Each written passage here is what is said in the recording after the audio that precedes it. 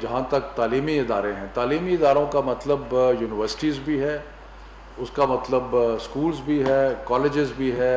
جتنے بھی تعلیمی ادارے مختلف نوعیت کے ہیں ان سب پہ اپلائی کرتا ہے۔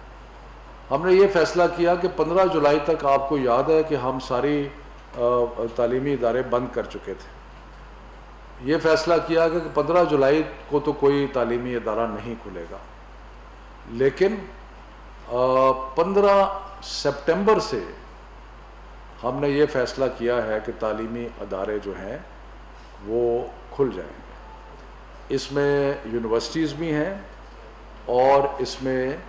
جو باقی جتنے بھی نوعیت کے تعلیمی ادارے ہیں وہ کھلیں گے۔ کیونکہ یہ 2 ماہ بعد ہے ان کا کھلنا،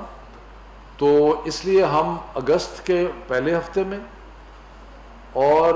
پھر اگست کے تیسرے ہفتے میں یا سپٹمبر کے پہلے ہفتے میں دوبارہ جو صحت کے انڈیکیٹرز ہیں ان کو مد نظر رکھ کے ریویو بھی کریں گے کہ کیا صورتحال بن رہی ہے، کہ جو ہم نے فیصلہ کیا ہے اس کے اوپر ہم ریویو بھی کریں گے۔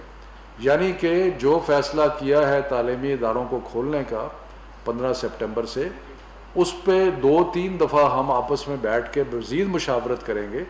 اور دیکھیں گے کہ جس طرح وقت گزر رہا ہے اس میں جو صحت کے نشانیاں ہیں، انڈیکیٹرز ہیں، ان کا کیا حال ہے، اور اس سے اور یقیناً اگر ارلی سپٹمبر میں یا لیٹ اگست کے اندر اگر صحت کے معاملات ٹھیک نہیں ہوتے تو پھر نہیں کھلیں گے، لیکن اگر ٹھیک ہو جاتے ہیں تو پھر 15 سپٹمبر سے ہم کھولنا چاہیں گے۔